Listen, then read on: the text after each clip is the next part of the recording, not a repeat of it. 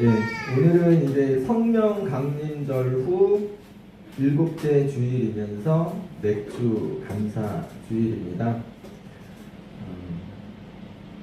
그래서 오늘은 이제 맥주절에 관한 설교를 준비했습니다.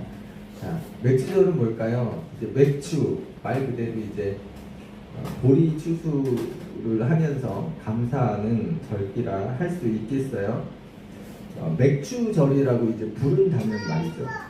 그런데 이제 우리가 맥주라고 하는 것은 번역 과정에서 이제 오역이 생긴 건데요. 오늘 신명기 본문에는 맥주란 말이 나오지 않고 77절이라고 하는데 출애굽기 23장 16절에서는 이제 맥주절을 지키라. 이는 내가 수고하여 밭에 뿌린 것의 첫 열매를 거둠이니라. 이렇게 이제 말씀합니다. 이를 새 번역과 공동 번역에서도 맥주로 번역하고 있어요.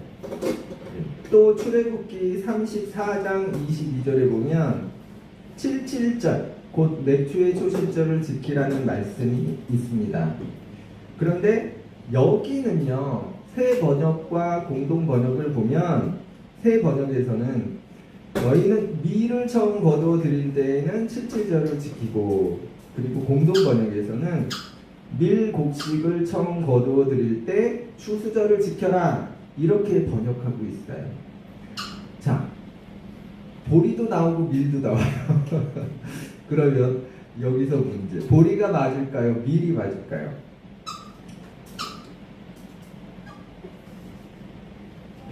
네, 원어를 보면 이제 보리가 아니라 밀이 맞고요. 영어 성경에서도 이제 밀로 번역하죠.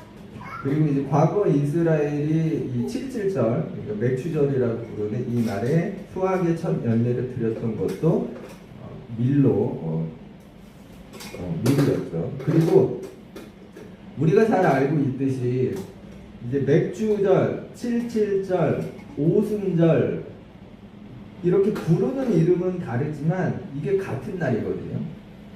그리고 오늘이 이제 성령 강림절 후 일곱째 주일이거든요. 성령 강림이 일어난 날이 오순절이에요. 마가다락방에 오순절에 모여서 거기 성령 강림이 임하고 교회가 출발하잖아요. 그러니까 맥주절을요, 시기적으로는 우리는 이미 오순절 다락방에 임하셨던 그 성령 강림절로 이미 7주 전에 지킨 거예요. 그런데 이제 7월 첫 주를 맞아서 다시 맥주절을 지키니까 이게 좀 헷갈려요. 저도 이게 어릴 때는 뭐지라는 생각을 했었거든요. 성령 강림절 오순절인데 오순절은 맥주절인데 맥주절은 성령 강림절은 또 보내고 또 나중에 맥주절 보내고 이거 뭐지? 근데 그래서 이제 좀 찾아보니까 이렇게 설명하더라고요. 우리가 한국교회에서 드리는 절기 중에 추수감사절이 있잖아요. 근데 추수감사절이 원래 성서적인 건 아니거든요. 미국에 이주한 청교도들이 이제 의 유래가 이제 된 것인데, 이처럼 우리나라가 원래 보리 농사를 지었다고 하네요. 옛날에는. 그런 한국의 특성이 만들어낸 한국적인 절기라고 설명을 하더라고요. 그러니까 마치 추수감사절과 같은 의미인데 그 이름을 성경의 맥주절로 갖고 온 걸로 그렇게 보여져요. 그러니까 이제 정리를 해보면 77절, 맥주절, 오순절은 이름은 다르지만 똑같은 날이고요. 교회는 성령 강림에 중점을 두거든요. 그게 중요하기 때문에 이 날을 성령 강림절로 지키는 것이고요. 오늘 우리가 드리는 맥주절은 성서적이라기보다 한국적 교회적이다. 이렇게 볼 수 있겠어요. 그래서 이제 그 글들을 보면 이런 주장도 있어요. 그래서 오늘날 맥주절이 폐기되어야 된다. 그분 의견이에요. 왜냐하면 일리가 있는 게 성서적인 맥추절도 아닐 뿐더러 만약에 우리가 맥추절을 지킨다면 다른 유대 절기들도 다 지켜야 되지 않냐. 그럼 유월절도 지키고 수장절, 우리가 초막절로 부르는 그것도 지켜야 되는 거 아니냐. 일리 있어요. 그렇잖아요. 왜 맥추절만 딱 지켜? 다른 것도 다 지켜야지. 또 한편 오늘날 현대에 맞는 절기는 아니지만 본래의 의미를 살려서 추수감사절이 지난 1년을 돌아보는 그런 감사의 절기라면 이 맥추절은 반년 동안을 돌아보면서 감사하는 그런 의미로 보내면 어떻겠냐, 뭐 이런 글들이 있더라고요. 그리고 이제 참고로 이제 한 날인데 세 가지 이름이 있잖아요. 이제 알고 계시겠지만 그래도 설명하자면 이제 77절은 이제 초실절로부터 50일째 되는 날인데요. 77이 여기서 7이 한 주예요. 7, 7에 49 다음 날 50일째 되는 날이 되는 거고요. 오순절은 그 신약 용어인데 그 순이 10이에요. 그러니까 5 곱하기 10은 50일 이렇게 되는 거고요. 맥추절은 아까 살펴보았듯이 이제 오역이고 미래 수학으로 보는 것이 맞겠죠. 어쨌든 그런 의미가 있는 거고요. 그런데 한편 모세가 시내산에서 율법을 받은 날도 요 날이에요. 77절. 그리고 마가다락방에 성령이 임하셨는데 그걸 뭐라고 하냐면 마음판에 새긴 율법이라고 하거든요. 모세는 시내산에서 돌판에 새긴 율법을 받았는데 신약에서는 똑같은 날 오순절 77절 오순절 똑같은 날에 마음판에 새긴 율법을 하나님이 주시죠. 그게 이제 성령 강림 사건이 되는 거예요. 그러니까 이 날은 단지 농사에 관련된 절기뿐만이 아니라 종교적인 그런 절기도 되는 것이죠. 자, 이거는 그냥 드리는 건데 그래서 여러분도 한번 생각해 보면 좋겠어요. 아, 오늘날 맥주절을 계속 지켜야 되나?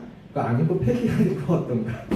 혹은 아니지, 그래도 이미 만들어졌고 한국적 절기로 지키면서 그 의미를 살리는 것도 괜찮지 않을까? 한번 생각해 봐도 재밌을 것 같고요. 이제 다시 성서로 돌아가서 이제 말씀을 이어갑니다.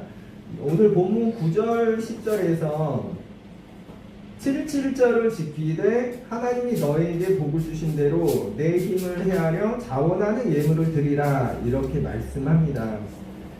수확의 기쁨에 맞게 하나님께 감사의 예물을 드리라고 해요. 그런데 이제 여기서 저는 궁금증이 생기는 게 하나님 왜 이렇게 예물을 좋아하시지? 오늘날로 치면 그 의미잖아요. 아니 하나님 그거 돈 받아서 어디다 쓰시려고? 뭐에 쓰실까요? 그게 이제 11절에 나옵니다. 11절 말씀 함께 읽을까요? 너와 내 자녀와 노비와 내 성중에 있는 레위인과 및 너희 중에 있는 객과 고아와 과부와 함께 내 하나님 여호와께서 자기 이름을 두시려고 택하신 곳에서 내 하나님 여호와 앞에서 즐거워할지니라. 하나님은 돈이 필요 없으시죠? 돈이 필요한 것은 사람이죠. 또 하나님은 저처럼 밀로 만든 뭐 라면이나 국수 같은 거 좋아하실까요? 네, 모르겠네요, 그건. 어쨌든 하나님이 수확의 기쁨에 합당하게 예물을 드리라는 이유는 하나님이 쓰시려고 그런 하나님을 위해서가 아니라 다른 목적 때문인데 그것은 바로 이웃과 나누라는 거예요. 자, 노비가 나오고 레위인이 나오고 객과 고아와 과부가 나옵니다. 자, 이들은 수확의 기쁨을 맛볼 수 없는 사람들이고요. 자신의 힘으로는 배불리 먹을 수도 없고 또 잔치를 열 수도 없는 사람들이에요.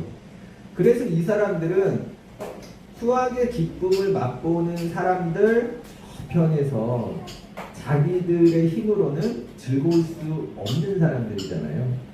그렇게 즐거울 수 없는 사람들을 뭐라고 하시는 거예요? 수학의 기쁨을 누리는 너희가 나누라는 거죠. 자력으로는 즐거울 수 없는 그 사람들도 즐거울 수 있도록 하나님은 나눠주라고 하시는 거예요. 그리고 함께 즐거워하면 좋겠다. 제가 늘 강조하지만 하나님은 항상 모두를 바라보시고 특히 모두를 사랑하시기 때문에 결핍이 있는 곳, 열악한 곳, 취약한 곳, 고통이 있는 곳을 더욱 바라보시는 겁니다. 하나님이 꿈꾸시는 세상은 나만이 아니라 모두가 함께 즐거워할 수 있는 바로 그런 곳이죠. 그곳이 하나님 나라이고요. 그래서 오늘날 우리가 맥주절의 의미를 되새긴다면 바로 이것 아닐까 싶어요. 지난 주일에도 또 그 전주에도 말씀드렸듯이 우리에게 빚 지은 자의 빚을 탕감해 주는 일. 그래서 나만이 아니라 모두가 일용할 양식이 있는 그런 세상을 만들어가는 일. 오늘 맥주절의 이 말씀에서도 하나님은 그런 세상, 그런 나라에 대해서 우리에게 말씀해 주시고 또 그런 나라를 좀 만들어가면 안 되겠니? 모두가 함께 너만이 아니라 다른 사람도 함께 즐거워하며 살아갈 수 있는 그런 세상, 그렇게 우리를 독려하시는 게 아닌가. 그러므로 우리가 살아갈 때 사실 우리는 그래요. 나만 먼저 생각할 수밖에 없어요. 그거는 분명한 사실이지만 그럼에도 우리 주변을 좀 둘러볼 수 있는, 살펴볼 수 있는 우리가 되면 좋겠고요. 자신만을 생각하는 이기적인 모습도 저도 물론 그렇지만 이제는 좀 버리면서 좀 바꿔가는 우리가 되면 좋겠어요. 저는 지금도 생각나는데 이분이 좀 유명한 분이에요. 근데 이름 거론하지 않을 거고요. 근데 이제 도시 개발을 하잖아요. 그럼 이제 그 낡은 주택 지역을 이제 철거를 하지 않습니까? 이분이 앞장서서 그걸 막 독려했어요. 그러니까 반대한 게 아니고 원래 이제 영화 같은데 드라마나 이런데 보면 그 주민들이 이사 갈 데가 없으니까 막 반대하고 막 이렇게 띠매고 그러면 이제 그 막 파이프 갖고 와서 막 철거하고 막 보통 풍경이 그렇잖아요. 근데 이분은 정부 편이었어. 철거하는 쪽. 그래서 막 주민들 반대하는 사람들을 보고 막 이러면서 막 그랬거든요. 그런데 알고 보니 이분 거시기도 이거인 거예요. 그 대상인 거예요. 바로 길바닥에 그냥 쫙 누우시면서 그 기계에 지니 못하게 또 유명한 분이시기 때문에 제가 그거 보면서 이건 좀 너무하다.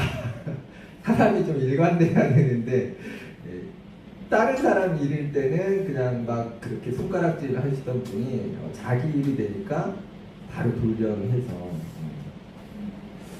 그래서 이제 뭐 이거는 뭐 오늘 본문하고는 크게 상관없을지 몰라도 우리가 선거에서 투표할 때나 아니면 어떤 정책에 찬성하거나 반대할 때 우리는 이제 나 개인적인 이익을 포함시킬 수밖에 없는 존재지만 그럼에도 좀 모두를 생각하는 쪽으로 우리가 좀 하면 어떨까 싶어요.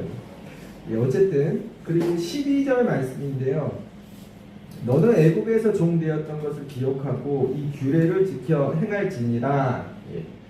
하나님은 수학의 기쁨을 맛보는 사람들이 그것을 나누고 함께 즐거워해야 하는 이유를 이렇게 설명하세요. 너희가 애굽에서 종되었던 것을 떠올려봐, 기억해봐. 이스라엘은요 오랜 시간 동안 애굽에서 종살이를 했고요. 그들은 갖은 노동과 학대로 고통받았습니다. 하나님은 그때를 떠올려 보라는 거예요. 그때 너희 상황이 어땠니? 너희가 겪었던 것들이 어땠니? 너희가 그때 얼마나 배고팠니?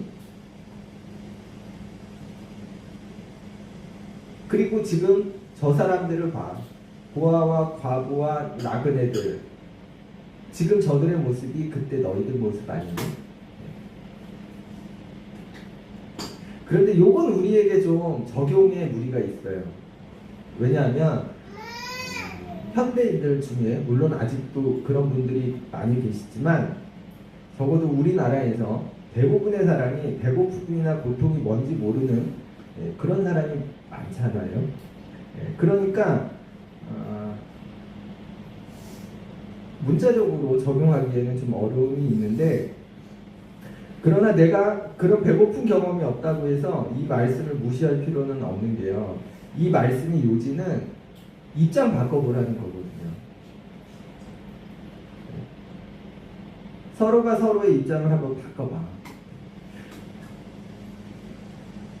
우리는 좀 서로 처지를 바꿔볼 필요가 있지 않을까 생각을 해봤어요. 이 말씀을 보면서. 처지를 바꿔보는 일은 굳이 내가 다 경험해 보지 않더라도 우리가 상상할 수 있고 또 추측할 수 있고 공감할 수 있을 겁니다. 예를 들어 우리가 한 끼 굶어도 배가 고프잖아요. 그런데 이틀 3일을 굶는 사람의 배고픔은 어떨까? 충분히 상상할 수 있겠죠. 거기다가 보통 사람은 있는데 바빠서 못 먹는 거잖아요. 대부분이. 그런데 없어서 못 먹는다. 그건 더 배고프고 힘들 거예요. 그리고 또 이런 일뿐만이 아니라 우리가 이제 말이 나온 김에 서로의 처지를 좀 바꿔보는 그런 노력이 좀 필요하지 않을까 싶습니다. 뭐 사장님과 직원 사이에서도 그렇고 상사와 부하 직원 사이에서도 그렇고 각과 의뢰 관계에서 부모와 자식 관계에서도 그렇고 남자와 여자의 관계에서도 그렇고 또 뭐가 있을까요? 어쨌든 우리가 처지를 바꿔볼 때 상대방의 상황을 이해할 수 있고 또 공감할 수 있게 되지 않을까. 우리가 사실 이제 살아가면서 분쟁이 일어나고 다투고 또 누군가를 아프게 하는 그런 일들이 서로 공감하지 못하기 때문에, 그런데 우리가 서로 공감하기 위해서는 처지를 바꿔보는, 입장을 바꿔보는 그 일이 필요하지 않을까. 그래서 왜 영화에서도 남자 여자가 몸이 이렇게 사고로 바뀌어가지고 서로가 서로 이해하게 되는 그런 것들 많이 있잖아요. 그런 일이 좀 필요하지 않을까 싶어요. 어쨌든 그래서요, 맥주절의 의미는 수학의 기쁨을 나누며 함께 즐거워하라, 이것으로 볼 수 있겠고요. 여기서 좀 더 나간다면 나만이 아니라 모두가 함께 즐거워할 수 있는 그런 세상을 만들어가라는 메시지로 확대할 수 있겠습니다. 그리고 가만히 우리가 생각해보면 세상에는 똑똑한 사람도 있고 좀 모자른 사람도 있고 부자도 있고 가난한 사람도 있고 건강한 사람도 있고 몸이 약하거나 아픈 사람도 있어요. 그런 사람들이 다 섞여 있잖아요. 그런데 그 중에서 힘센 사람들만 혹은 부자들만 따로 모여서 살 수 있나요? 아니, 제 말은 다 빼고 그분들만 살 수 있냐는 거죠. 그럴 수 없거든요. 그 모두가 만들어가는 게 우리가 살아가는 이 세상, 우리가 살아가는 이 사회고, 거기서 그분들만 딱 띄어서 혼자 살 수 없거든요. 그런데도 그걸 인지하지 못하는 것 같아요. 같이 살아야 한다는 거. 또한 우리가 더불어 살아가는 일, 그게 좀 아름답고 사람 냄새 나는 일이 아닌가 싶습니다. 왜 우리는 드라마나 영화에서 그 가슴 훈훈한 그런 스토리나 영상을 보면 막 공감하고 가슴이 뜨거워지고 이렇게 따뜻해지고 그런 걸 느끼잖아요. 그런데 일상에서는 왜 그러지 못하는지. 그래서 우리가 요즘 너무 세상이 각박해서 그런지 가끔 그 유튜브나 뭐 인터넷에 이렇게 좀 가슴 훈훈한 이야기들이 하나씩 올라가면 막 엄청나게 사람들이 보고 흥분하고 공감하고 칭찬하고 그런 걸 볼 수 있죠. 그리고 재밌는 게요, 오늘 이제 맥주절뿐만이 아니라 다른 말씀들도 마찬가지지만 이 맥주절에 관한 말씀이요, 하나님이 이스라엘에 이스라엘이 가나안 땅에 들어간 다음에 주신 게 아니거든요. 하나님이 이 규례를 주신 것은 가나안에 들어가기 전에 출애굽 이후에 광야에서입니다. 광야는 물이 적고 메마른 곳이잖아요. 풍요하는 거리가 있고 그곳은 농사를 지을 수도 없어요. 그런데 하나님은 벌써 약속의 땅 가나안에 들어가서 너희가 농사를 지어서 첫 수확을 열면 그럼 감사의 예물을 드려야 된다 이렇게 말씀하고 계세요. 그래서 이거는 알고 보면 약속의 말씀인 거예요. 내가 반드시 너희에게 줄 거다라는, 아직은 주지 않으신 것인데 분명히 주실 것에 관한 약속의 말씀. 그리고 이스라엘은 어떻게 되나요? 결국 가나안에 들어가서 첫 농사를 짓고 7.7절을 지키게 되죠. 우리가 하나님 믿으면서 이런 부분이 있는 것 같아요. 내 기도가 이루어지지 않고 너무 오래 기다려도 안 되고 그래서 낙심하고. 근데 우리가 낙심하지 않으면 좋을 것 같아요. 왜냐? 하나님은 약속의 하나님이시거든요. 당신의 약속을 분명히 지키세요. 아직 우리에게 일어나지 않았더라도 앞으로 분명히 하나님이 주신다고 하시는 것이면 반드시 주실 거예요. 그러니까 물론 여기서 문제가 있긴 해요. 우리가 구하는 것이 하나님이 주시고자 하는 것과 맞느냐, 이런 문제가 있긴 한데, 그럼에도 분명한 것은 하나님은 당신의 약속을 지키신다는 그 사실이죠. 그래서 우리가 당장 혹은 수년 기도를 해도 이루어지지 않는다고 낙심하지 않으시면 좋겠습니다. 하나님은 반드시 당신의 약속을 지키시고 약속을 지키시는 하나님이시기에 그 하나님을 더 신뢰하면 좋겠습니다. 예. 그래서요, 이런 의미에서 볼 때 이 7.7절, 예, 다른 말로 이제 오늘 맥추절은요, 사실 반년의 감사라고 할 수 없고요. 자, 이스라엘이요, 출애굽하고 나서 광야에서 이 규례를 받았어요. 그런데 광야 생활을 이스라엘이 40년을 했잖아요. 그리고 가나안 땅에 들어가서 첫 농사를 짓고 첫 수확을 했어요. 그리고 지금 맥추절, 이 7.7절을 이스라엘 사람들이 지키게 되는데, 그들이 그때 했던 감사가 단지 그 반년 동안의 감사일까요? 그렇지 않습니다. 이 사람들이 그때 했던 감사는 출애굽부터 시작이 되는 거예요. 그래서 광야에서 만나와 메추라기로 먹이시고 낮에는 구름 기둥으로 밤에는 불 기둥으로 길을 인도하시고, 또 목이 마를 때 반석에서 물을 내게 하셔서 목을 축이게 하시고, 그런 모든 하나님이 하신 행위에 대한 감사거든요. 그래서 그들이 지금 손에 쥐고 있는 그 풍요로움, 그 순간까지 하나님이 주신 것들, 그 모든 은혜에 대한 감사. 그래서 우리가 맥추절에 생각해 볼 것은 단지 물론 이제 올 한 해의 전반적인 그런 하나님의 은혜에 대해 감사하는 것도 좋은 일이지만, 지난 우리 인생 여정에 대해서 떠올려 보고 그 안에서 행하신 하나님의 일들을 생각하고 감사하는 일이 필요하지 않을까.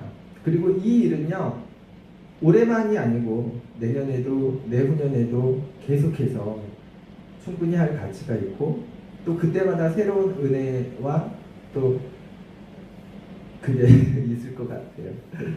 그리고 끝으로 10절 말씀인데, 내 하나님 여호와 앞에 7.7절을 지키되 내 하나님 여호와께서 내게 복을 주신 대로 내 힘을 헤아려 자원하는 예물을 드리고, 예, 하나님이 너에게 복 주신 대로 예물을 드리라고 해요. 이는 감사의 예물인데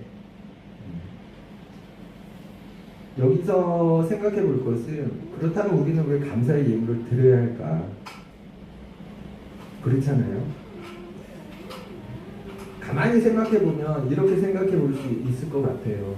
아니 내가 열심히 땀 흘려서 일하고 얻은 결과인데 하나님이 여기다 뭘 하셨지? 별로 하신 게 없을 것 같아.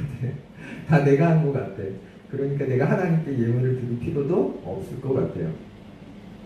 그런데 우리가요 힘이 센 사람이 깡패가 돈을 요구하면 돈을 주는 경우가 있을 수 있겠죠. 요즘도 있을란가 모르겠는데 제가 어릴 때는 막 길에서 이렇게 그 학생들의 돈을 같이 하는 이 불량 선배 학생분들이 많이 계셨는데 그렇죠. 네. 못 보셨어요? 저는 많이 봤는데 저 어릴 때. 요즘은 모르겠어요. 그런데 알고 보면 그분들이 돈을 요구할 때 돈을 주는 이유가 뭐예요? 네? 더 큰 해를 안 받죠. 그렇긴 한데요. 더 근본적인 게 있어요. 그분들의 힘을 인정하는 거예요. 그렇죠. 그래서 때리지도 않아요. 그냥 이러면 가고 이러면 주워주고 그리고 이러면 갑니다. 필요도 없어요. 예, 이게 인정한다는 거예요. 인정한다는 거. 물론 하나님이 우리에게 그런 방식으로 이러진 않으시지만 그러나 우리가 하나님께 감사하고 또 그에 합당한 감사의 예물을 드리는 이유는 우리가 하나님을 하나님으로 인정해 드리기 때문이 아니겠어요? 하나님을 인정하지 않는 사람은 감사할 필요도 없는 거고요. 감사가 일어나지도 않을 거고 예물을 드릴 수도 없는 거고 드릴 필요도 없는 겁니다. 그러나 하나님을 하나님으로 인정해 드리는 사람은 감사가 일어날 수밖에 없고 또 감사의 예물을 드리게 됩니다. 그래서 감사의 이유는 하나님을 인정하느냐 바로 그 문제라 볼 수 있습니다. 이스라엘이 가나안에 들어가서 첫 수확을 하고 이 77절을 보낼 때, 맥주절을 보낼 때 그들이 생각했을 거예요. 하나님이 약속하신 것을 결국 주시는구나. 그리고 그 사람들이 느꼈던 그때의 감격이 얼마나 클까. 그리고 이스라엘은 그 하나님을 다시 인정해 드릴 수밖에 없었겠죠. 그리고 감사와 더불어 자원하는 예물을 드렸을 겁니다. 그리고 자신이 노력해서 얻은 수확의 기쁨이지만 하나님을 인정해 드리기 때문에 그분의 뜻대로 자기 것을 나누고 고아와 객과 과부와 그것을 나누며 함께 즐거워했을 거예요. 오늘 우리도요 맥주절을 맞아서 우리 지난 인생의 여정 동안 함께 하시며 인도하시고 먹이시고 채우시며 보살피신 그 하나님을 회상하면 좋겠고요. 지금까지 함께 하신 그 하나님께 진정 감사하는 그런 시간이 되면 좋겠고요. 여유가 있든 없든 각자의 처지대로 하나님의 뜻이 그러하시니 자기 것을 이웃과 좀 나누고 함께 즐거워하는 우리가 되면 좋겠습니다. 더 나아가서 그렇게 나만이 아니라 모두가 함께 즐거울 수 있는 그런 세상을 만들어가는 우리가 되면 좋겠습니다.